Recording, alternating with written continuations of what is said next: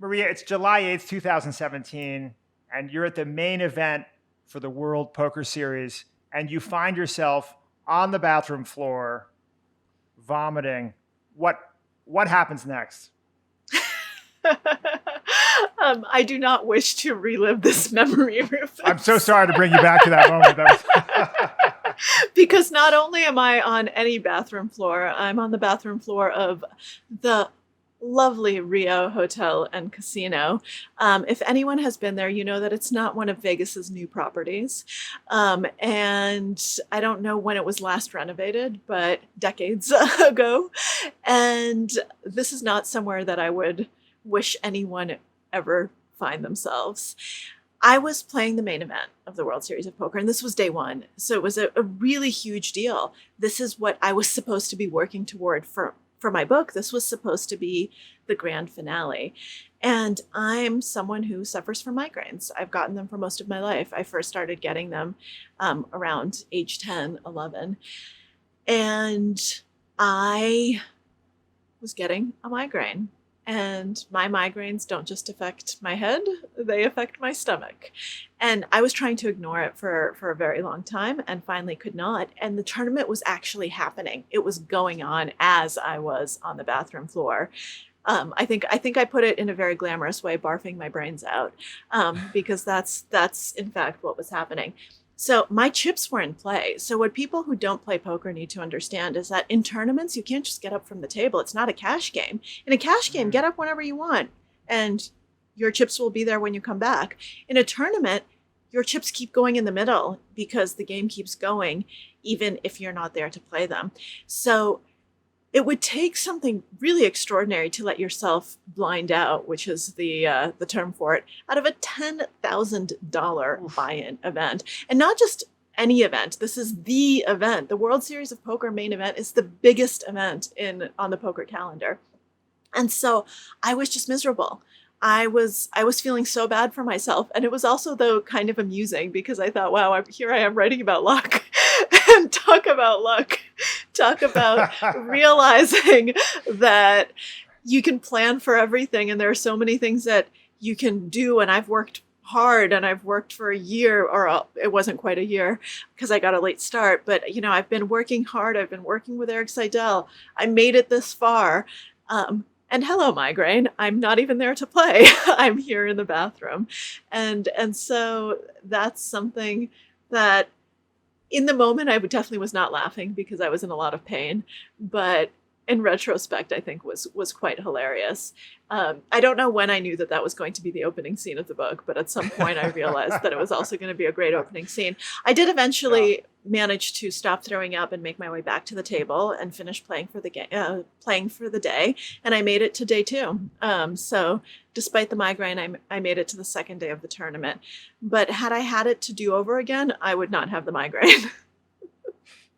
My wife gets migraines. It's so brutal, but I'm sure I could picture you there and the thought just crossing your mind that like actually maybe this is good material. And it's always struck me that as a writer, it's a little bit like being a hedge fund manager who can sell short and make money when the market's going down and when it's going up. That actually variance as a writer or as an artist, there are actually advantages to both positive and negative outcomes in the sense that you can turn them into meaning.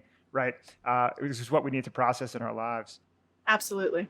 So let's get to the nuts and bolts of how great players play poker and what we all can learn from this. I was fascinated to learn that the strongest hand wins only 12% of the time in poker.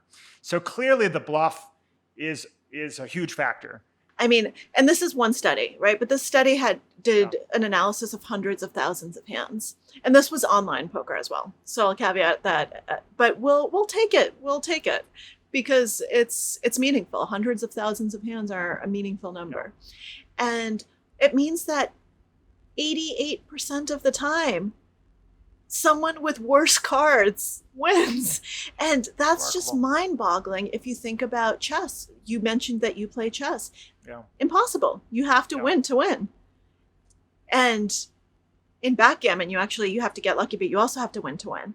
In poker, you don't have to win to win. You actually just have to outskill the other people. You have to be the smarter player. You have to understand how to press your advantage. Von Neumann has this wonderful line, which is one of the things that got me into poker.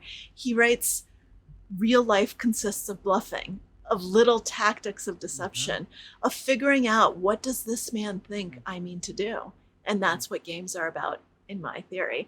That just really fascinated me, and that's what we're talking about here, and that it is real life and it is poker. It's a game of people. It's a game of psychology. Yes, it's a game of math and probabilities. Of course it is, and you have to understand that. Otherwise, you're going to make really, really bad decisions, and you're not going to be able to win, because that has to be in place. But after that, it's a game of one-upmanship in a way, but smart one-upmanship. One of the things that Eric taught me very early on is that mindless aggression. So a lot of people will hear this, and will hear this 12% figure and will be like, oh, so I'm just going to bluff all the time. No, because then you're not going to be in that 12%. You're going to be in the 88% that loses, because you're only going to be able to win. Actually, you will be that 12%. You'll only be able to win with the best hand, because you'll be bluffing way too much, and you're not actually going to be able to win with the worst hand. So relentless aggression doesn't pay off in the long term. You have to be smart about it. You have to figure out how to adjust. You have to figure out how to adjust to your opponents, how to adjust to the people, how to read the room. And so it becomes a game of psychology. It becomes a game of attention. It becomes a game of presence and figuring out, what's the dynamic here? Is this the right time for me to make a move or not? The best players are not the players who play the most hands. They're the players who, as Eric taught me, pick their spots and figuring out when to play and how. And so when we think of the art of the bluff, there's first sort of reading the patterns of the way a given player plays, right? And in parallel, trying not to let your own patterns be easy to pick up, or avoid having patterns, as the case might be. But then the second is reading the tells, or the physical indications that a player is bluffing. Yeah. I mean, going in with a PhD in psychology, did you feel that you had an advantage when it came to reading people, and did that prove to be true? So when it comes to physically reading people, I was actually very pessimistic. And that's because my last book was about con artists. So I spent multiple years with the best deceivers in the world, with people who take advantage and lie to people for a living, and not in the context of a game, in the context of real life, which is very different. Being a con artist is not the same thing as bluffing. These are people who actually ruin lives, and not, deceiving someone in a game at a table where everyone knows that you're supposed to bluff. But so I had really spent a lot of time with bad actors, and I spent a lot of time with people who study lies. And I knew that people are really, really bad at spotting deception, and that we're really, really bad at being able to tell if someone's lying or not, especially if the liar is good. And so I came into this thinking that I wasn't going to be able to get a lot physically from other people, because I figured that tells just wouldn't have much to do with it, because there wouldn't be enough there. I was wrong on two fronts. Front one, there actually are more tells than you think, because not all poker players are as good at lying as con artists, right? So some people are not actually as good at what they do. They're uncomfortable. They're amateurs. They're not quite sure what's going on. I was a tell box at the beginning. So if you're lucky enough to get to sit down with bad players, you'll be able to pick some stuff up. Then the second thing that I didn't realize was that people had actually been analyzing body language for a very long time.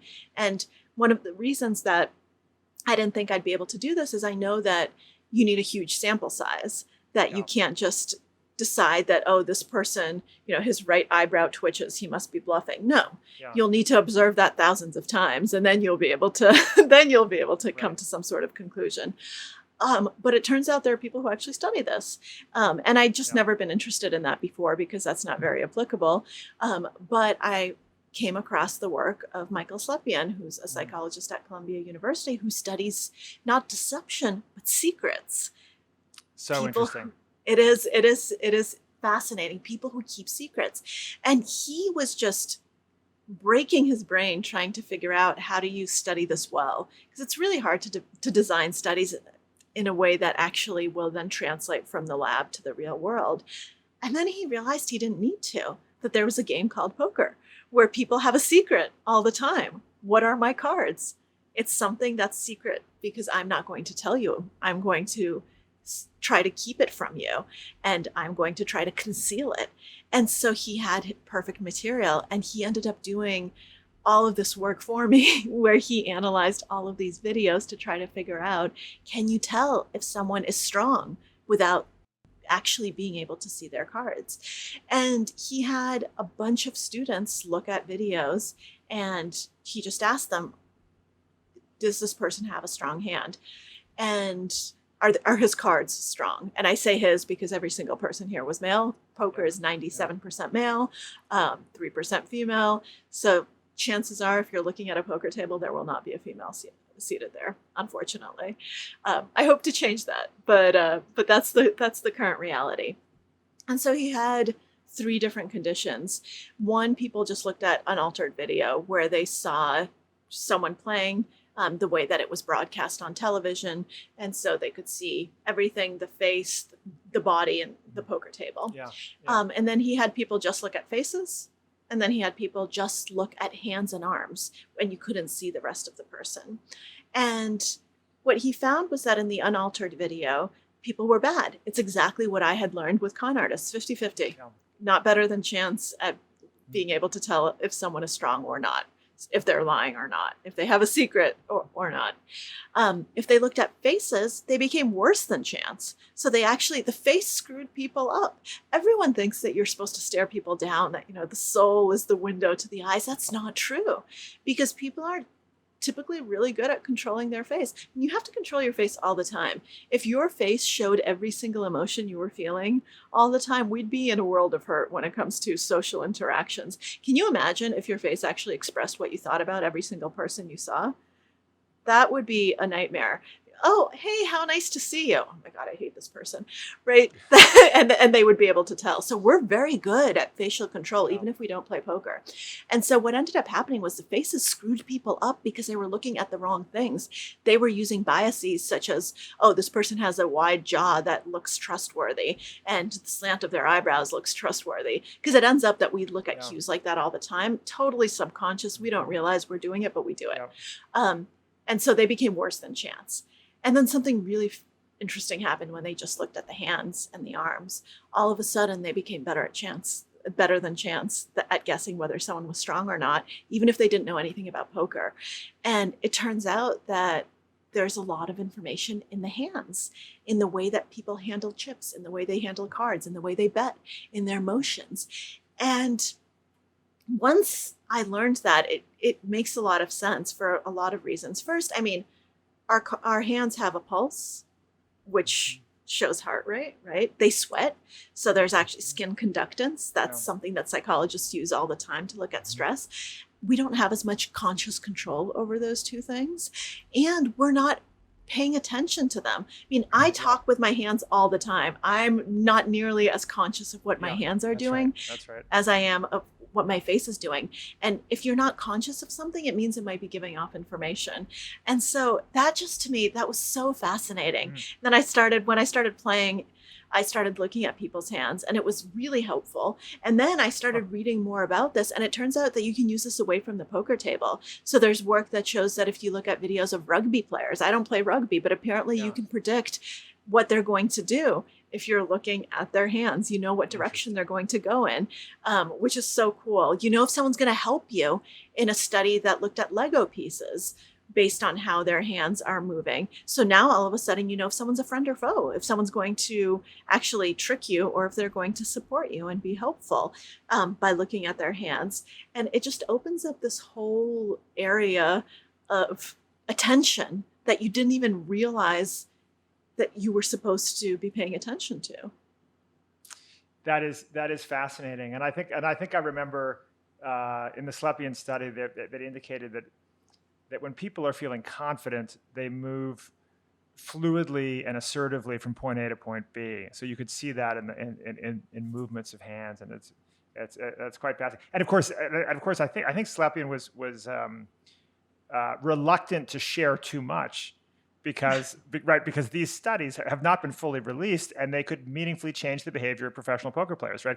Because many of the conclusions of the study are not yet fully known. Yes, Yeah. he only published one paper about it, but was willing to talk to me about some of the ongoing work, but not all of it, because as you say, and this is true of all psychology, I think but it's something that's very true in poker. Once someone becomes aware of something, it stops working. So in psychology, a lot of effects go away if someone is aware of the effect in question. So a lot of psych studies find that the findings are no longer significant because all of a sudden people know about them. And in poker, one of the things you're never ever supposed to do is, if you find a tell, keep your mouth shut. Don't say anything about it, because the tell's going to go away the moment you mention it. Of course. So the sort of psychodrama around tells and bluffing get a fair amount of attention when people think about poker.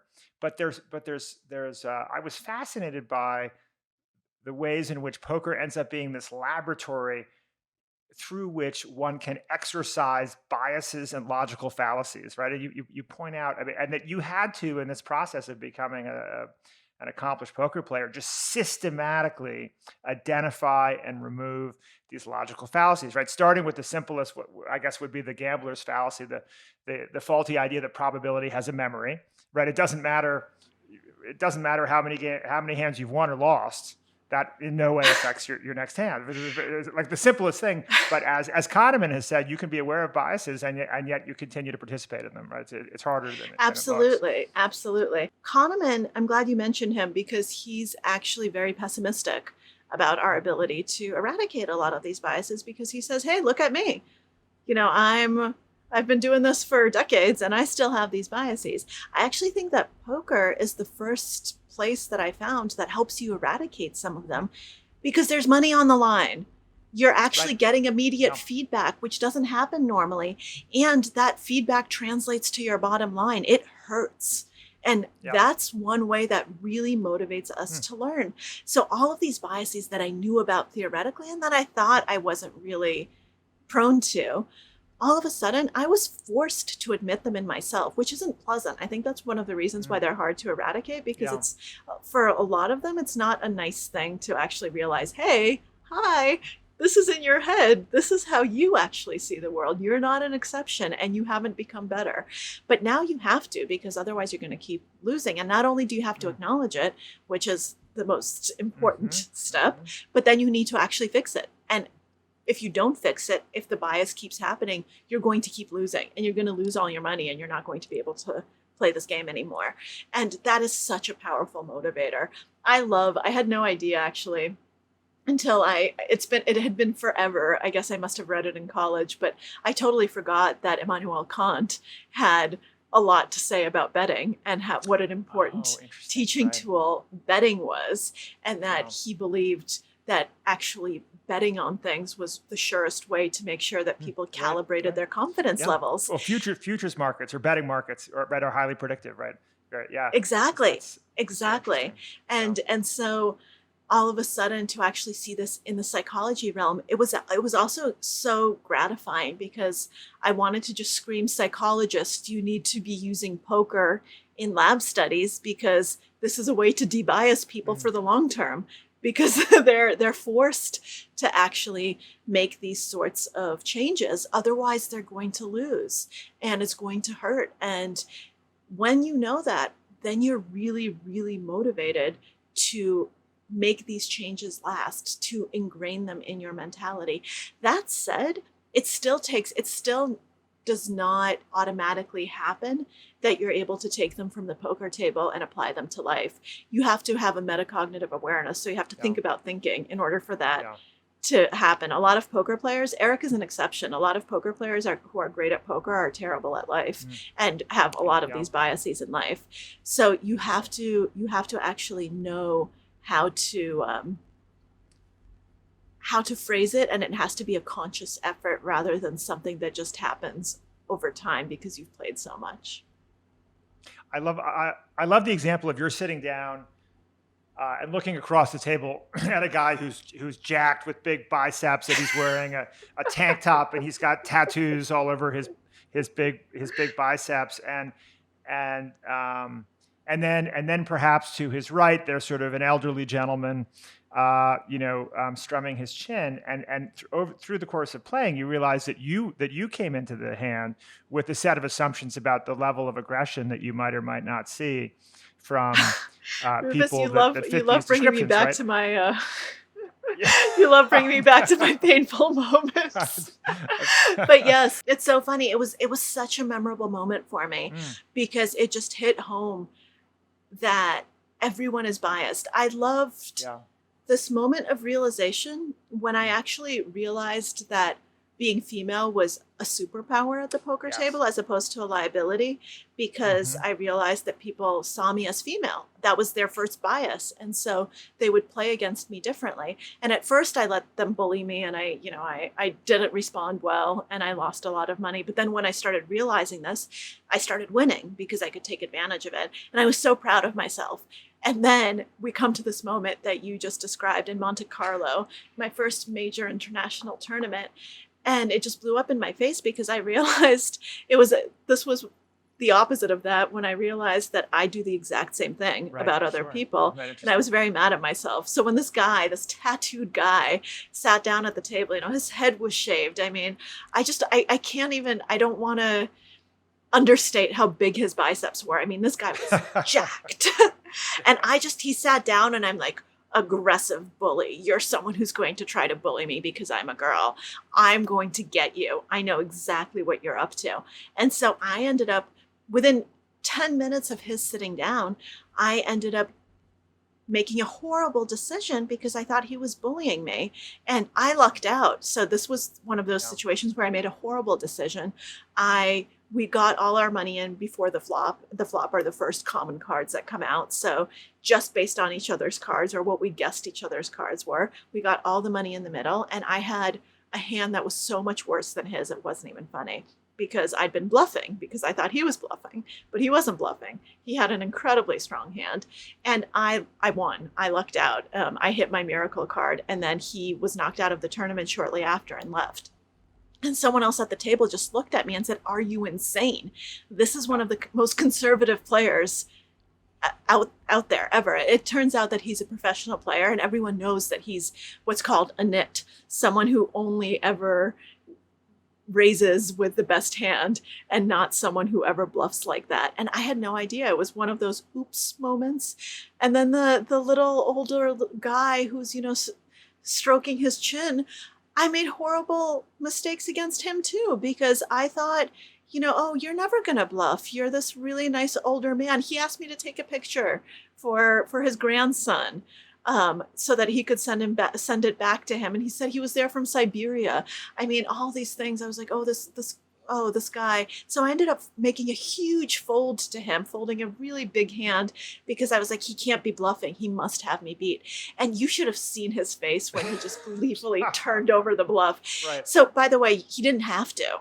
So Yeah. when someone wins a hand, they don't Right. have to show what they had. They can Right. just take the money. If everyone If else someone has folded, folds, right. yes. Yeah, yeah. And I folded, so he didn't have to, but he wanted to show me. He wanted me to know that I'd gotten him, there's a little level of extra nastiness to that. Interesting. And Right, it was just, right, it right. was this. And it's not strategic either, right? I mean, he No, it's actually unless bad it was towards the end, because you shouldn't be giving off information. It's always, this is a free piece of strategy advice to anyone who plays poker. Never show your hand if you don't have to, because that's information, and information is power.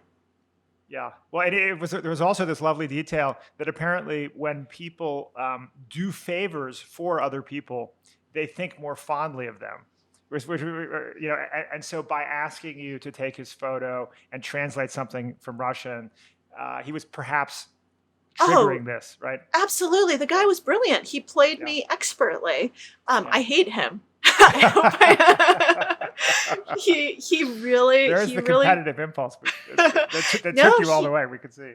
Yeah. this was such an important learning moment for me, and it was a very humbling experience, both of these. And this happened at the same stop, the European Yeah. Poker Tour in Monte Carlo, because it forced me to realize that we all of us have biases. People are biased toward me because they see me as female, but I'm biased towards Yeah. others. And I see them, I see this guy and I'm like, oh, testosterone, bully, aggressive. I see this other guy, oh, little old man, really nice. He's gonna be very straightforward. Not true. And it's a wake-up call that having these biases doesn't mean you need to act on them. You need to be aware of them so that you can correct for them, so that you can actually do something different, so that you can realize, okay, I'm actually feeling this right now, but it's not justified because I have zero evidence. I haven't looked at this person's behavior at all. I don't actually have any data. I'm acting based on stereotype, based on bias, based on subconscious stuff, and not based on actual data. Yeah. Okay, let me wait and let me actually wait for the data. Let me Yeah. wait and see how this person acts and then make a decision based on that. That's such an important lesson for everywhere, not just poker. And it seemed, I mean, one of the fascinating themes in the book was your wrestling with some stereotypes and biases related to your being one of only 3% of poker players are women. You said, so it was very unusual to have a woman at the table, and people were doing all kinds of horrible things, referring to you dismissively as a little girl, and many much worse comments, right? And you figure out how to eventually play those stereotypes to your advantage, right? Because basically, biases are points of weakness for people fundamentally, right? But there's also this incredible journey that you describe about having to sort of confront and perhaps change in some ways the ways in which you felt that you personally had been socialized to be more passive as a woman. And you refer to research by Hannah Riley Bowles at Harvard's Kennedy School of Government, which shows that women are penalized both by men and by other women when they ask for more money in a negotiation. So actually, making choices to present yourself in a more passive way is not irrational in a world in which women are penalized for being more aggressive, right? And so, and that there was you went on somewhat of a journey. It sounded like. Yeah, it's actually the most rational thing we can do, because the same traits that are seen in a positive light if you're male are seen negatively if you're female. And I was very aware of that. I'd written about it. I'd done research on it. I did a New Yorker piece where I followed a woman who'd lost a job offer. She got a tenure track position in a philosophy department in a liberal arts college in upstate New York, and had sent an email asking about some of the terms of the offer, not even asking for more money, just asking about some clarification. And the offer was taken away. The college Wow. said, well, it ends up you're not a great fit after all. And I can't see that happening to a man. And Right. and so I was very well aware of this, but I thought that I hadn't internalized a lot of these things myself, in the sense that I thought that I could be assertive, that I could stand up for myself, that I had a backbone. And I was forced to acknowledge, when I started playing poker, when I was put into this hyper male environment, where people were very aggressive and were out to win because it's poker, I had to realize very quickly that it applied to me. It didn't just apply to other women. And that I had been socialized, and that I didn't really have nearly as much of a backbone as I thought I did. I'd let myself be bullied. I would fold because I didn't want conflict. I'd be like, okay, I guess you're stronger than I am. I'm just gonna fold my cards and sit here quietly. When I had good cards, when I knew I had the best hand, I wouldn't bet as aggressively as I otherwise would have, because I didn't want people to dislike me. I didn't want them to think, oh, that's that bitch who always raises me. I wanted them to think I was nice. And when I realized that wasn't pleasant at all, because I was making bad decisions and I wasn't playing well, and I could see that, and it was affecting my bottom line. This is where Yep. once again, that immediate feedback and that financial feedback really shows. And so I had to confront this in myself, and it must have always been there. I realized that I must have actually been bullied in lots of negotiations. I must have actually been bluffed a lot of times in life, and I never realized it because I didn't want to. I didn't want to confront that about myself. Now I had to. And so I started working on it. And I had to learn. I was never comfortable bluffing. I wasn't comfortable being aggressive. And I had to learn. I had to learn how to ramp that up. I had to learn how to get in touch with that part of myself. And then I realized it really was empowering to realize that this could be an asset. That when people underestimate you, that's awesome. You want to Yeah. be underestimated all the time. Yeah. It's amazing how personal and emotional the journey is for you. And you talk about a period of time when you went and worked with a coach to help you understand what was triggering emotional responses. And I think you actually kept a chart of like writing down, what kind of comments or moments or whatever had caused what felt like an emotional response that might negatively affect your. I mean, you really want to have this sort of dispassionate level of equipoise, right? Understanding what you can and can't control, avoiding grandiosity on the one hand or self-pity on the other. And that sounded like a very kind of personal journey to It, figure that out. it was incredibly personal. And yeah, I have an Excel spreadsheet that my mental coach, Jared Tendler, made me keep that at first I poo-pooed and I thought, I don't need this.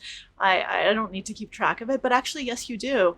And when you write it down, it's very different from thinking because you're actually forced to write and forced to acknowledge and forced to put it in words and to vocalize things that otherwise would go unsaid. And that's an important process. So for any of you out there who are poo-pooing this, don't. Actually writing things down and having this sort of chart of triggers makes you know yourself much better. It makes you much better able to actually confront them, because I actually didn't think I needed a mental game coach. I have a PhD in psychology. Yeah. He had reached out to me and I sent him away. I was like, I don't need you. I don't need to work with you. But I did, because it turns out that it's really helpful to have someone who's objective and who can see you from the outside, because you don't see yourself that way. And he was able to, it's not like he said something I didn't say. I gave him all the material, but then he was able to kind of draw the conclusion and tell me, oh, it looks like this is a trigger for you. Oh, it looks like, this is emotional. Why is this emotional? It was, it turns out that poker is really intense therapy and that it actually Right. is very helpful. Yeah. And so, yeah, the journey became much more personal than I ever thought it would. I got into poker to understand skill versus chance. So I knew it was going to help me with probabilities. I knew it was going to help me with kind of strategic decision making. I had no idea that it was going to help me with my own emotional landscape, that it was going to force me to deal with who I am as a human, because I didn't know enough about the game. And yet it did. Because you have to figure out who you are, because everything comes out at the poker table at one point or another, because you're in an emotionally tense situation for hours and hours and hours, and you get tired and you're making hard decisions. So you get cognitively drained and depleted, and your resources are just draining down, down, down, down, down. So eventually it's all going to come out. All of the biases you have, all of the hangups you have, all of the issues you have, all of the things that bother you, all your emotional problems. At some point, everything that you carry around with you is going to come out at the poker table. And if you don't want it to affect you, you better learn how to deal with it.